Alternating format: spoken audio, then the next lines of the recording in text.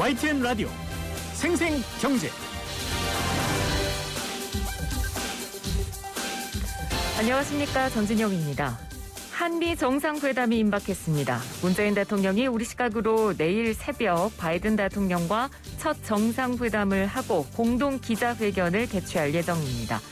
백신 수급부터 대북 관계, 반도체 배터리 협력까지 한미 간에 공유해야 할 사안이 많은 만큼 더 주목되는데요.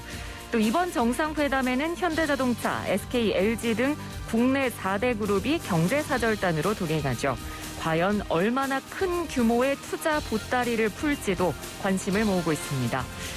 자, 오늘 YTN 라디오 생생경제에서는 이번 한미 정상회담의 여러 의제 가운데 경제 부문을 주목해서 살펴보고자 합니다. 잠시 뒤에 전문가 두 분 모시고 한미 정상회담 특별 대담을 통해서 경제 외교의 의미와 전망에 대해서 이야기 나눠보도록 하겠습니다. 5월 21일 금요일 YTN 라디오 생생경제 광고 듣고 출발합니다.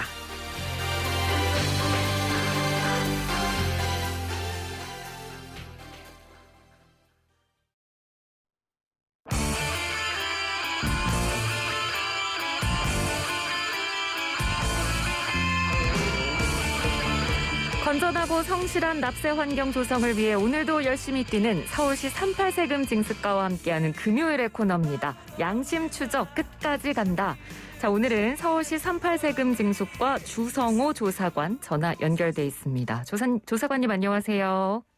네, 안녕하세요. 서울시 38 세금 징수과 주성호입니다. 네, 반갑습니다. 네. 자, 저희가 오늘 준비한 이야기를 본격적으로 좀 나누기 전에 한 가지 청취자 여러분께 좀 알려주실 사항이 있다고 들었습니다. 네네.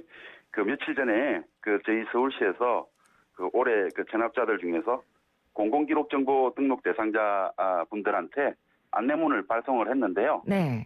이게 안내문을 이제 저희들이 한국신용정보원에 이 체납 사실이 등록이 돼요. 네. 네, 등록이 되면 이 불이익이 있으니까 꼭 좀 납부를 부탁드리려고 먼저 말씀을 좀 드립니다. 네. 지금 네. 불이익이라고 말씀을 해주셨는데 어떤 불이익이 발생을 하는 겁니까? 이게 한국신용정보원에 체납정보가 등록이 되면 네. 7년 동안 이게 금융채무 불이행자로 분류가 돼가지고요. 이 본인 명의 핸드폰 개통이라든지 대출이라든지 신용카드 발급이라든지 이런 것들에 대한 제약을 많이 받습니다. 그리고 이제 취업도 조금 영향을 미칠 수 있고요. 예. 7년이 또 이제 지난 뒤에 또 연장될 수도 있고 그러니까 이 장기간 지속되는 행정 제재니까 꼭 좀 납부를 부탁드리겠습니다. 네. 대상자가 몇 명 정도 됩니까? 요번에 저희들이 안내문 보내드린 인원이 1993명이거든요. 네. 네, 이번에 공공기록정보 등록 대상 1745명하고, 고액연봉자 248명 포함해가지고요. 예. 1993명이, 이번에 대상자이고요. 이번에 이 안내문 보낼 때 네. 같이 현재 서울시하고 25개 자치구에 6,170원짜리 주민세 그런 체납 보이서들도 한꺼번에 보냈거든요. 네. 그래서 이번에 신용정보 등록 대상이 되는 분이라든지 아니면 깜빡하고 세금을 못 내신 분들 이번에 5월 31일까지 월요일까지니까요. 꼭 좀 납부를 부탁드리겠습니다. 네. 5월 31일이니까 다다음 주, 월요일입니다. 예, 기간이 일주일 조금 더 넘게 남았으니까요. 혹시 해당되는 분들이 계시다면 꼭 잊지 마시고 납부를 좀 부탁드리고요. 자, 이제 본격적으로 오늘 주제로 넘어가 보겠습니다. 이 서울시 38 세금 징수과가 최근에 가장 이슈가 됐던 부분이 바로 이 가상화폐 압류건이었는데요.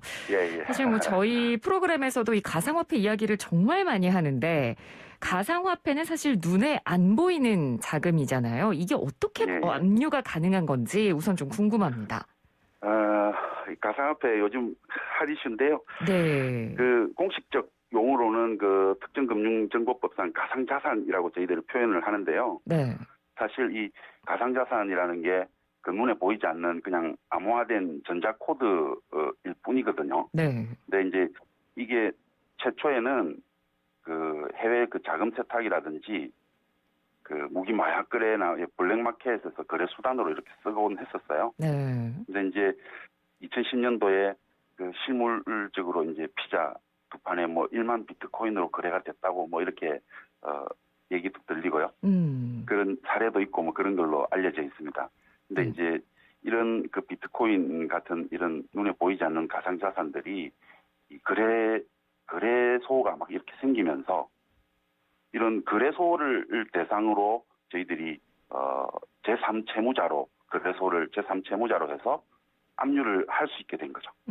원래 이제 B2B 관계에서 개인 대 개인으로 이렇게 주고받고 하는 그런 사실들은 저희들이 캐치하기가 상당히 곤란하거든요. 네. 근데 이게 이제 실물적으로 이제 실물 경제까지도 이렇게 사고 팔고 하는 그런 상황들이 생기면서 거래소가 이렇게 이제 생겨나게 됐고 그런 거래소를 상대로 저희들이 이번에 압류를 하게 된 것입니다. 아, 그러니까 말씀해 주신 내용을 좀 정리를 하면 개인 간의 거래라면 좀 확인하기가 어려웠을 텐데 어떻게 보면 거래소라는 게 있다 보니까 거래소를 대상으로 압류가 가능해지는 그런 시스템이군요. 예, 그렇습니다. 네.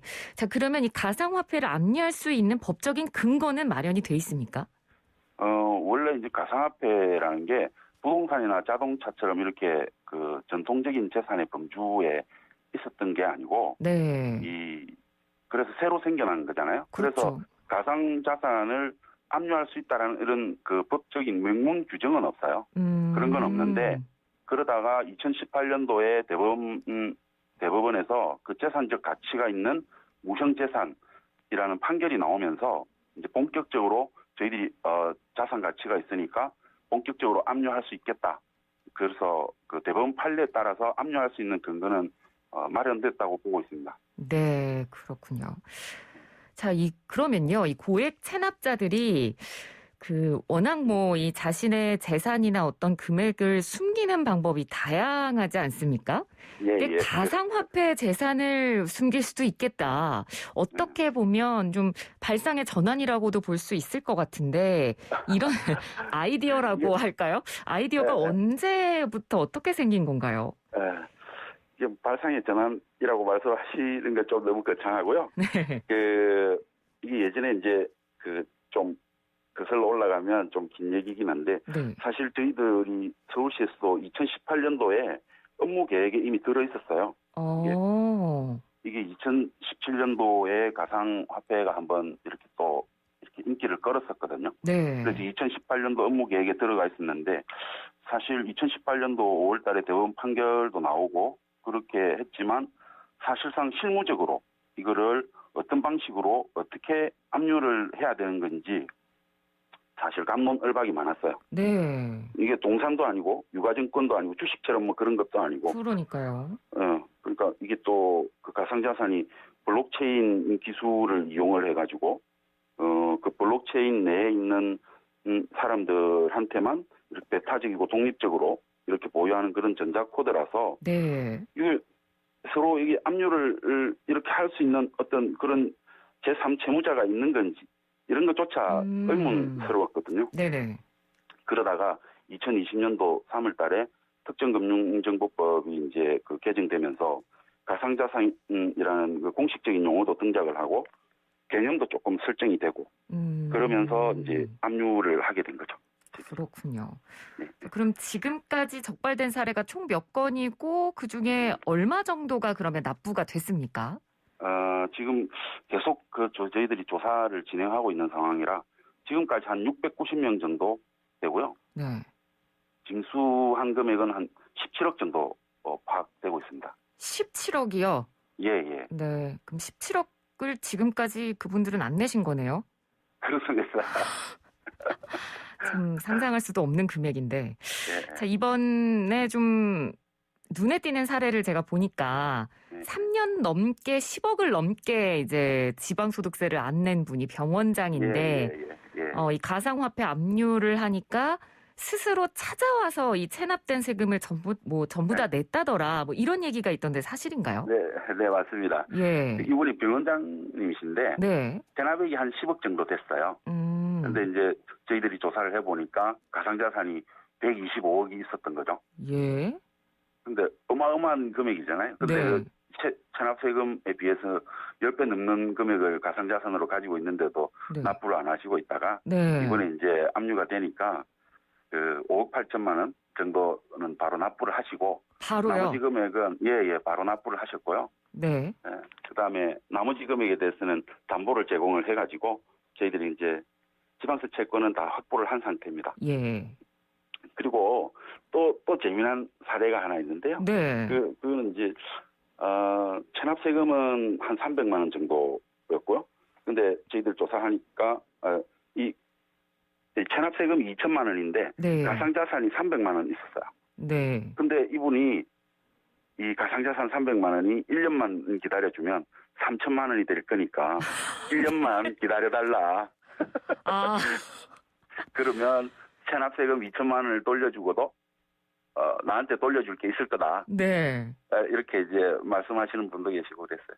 그러니까 지금 나한테 가상자산이 300만 원이 있는데 1년만 더 있으면 이게 3천만 원 될 거니까 그 중에서 이제 체납세금 2천만 원 내면 나한테 또 1천만 원이 남으니 1년만 좀 기다려주면 안 되겠냐 이렇게 얘기를 하셨다고요? 예, 그렇죠.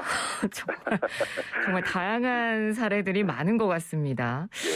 자, 저희가 앞으로 이 시간을 통해서 계속 다양한 사례들을 통해서 이제 납세 의무나 여러 가지에 대해서 정보나 이런 사례들을 알려드릴 건데, 끝으로 이번 가상화폐 압류건이 지자체 중에 서울시가 가장 처음이라는 게 의미가 크긴 하지만, 가상화폐라는 특성 때문에 좀 어려운 점도 있으실 것 같거든요. 끝으로 좀 한마디 부탁드릴게요. 그렇죠. 이게 지금 거래소 입장에서 이게 제3채무자인데 사실 개인 그분들 입장에서는 고객이잖아요. 고객 자료를 또 이렇게 함부로 또 주는 게 또 부담스러운 그런 부분들도 있었는데 사실 그 협조를 해준 대부분은 다 협조를 했는데 또 협조를 또 안 해주시는 그런 분들도 계시고 그분들한테 또 일일이 또 설명을 해드려야 되고 관련 법령도 또 안내를 하고 이렇게 해야 되니까 그런 부분들이 사실 좀 힘들었죠. 네. 그렇군요. 알겠습니다. 오늘 말씀은 여기까지 듣도록 하겠습니다. 고맙습니다. 네, 고맙습니다. 네, 지금까지 서울시 38세금징수과의 주성호 조사관이었습니다.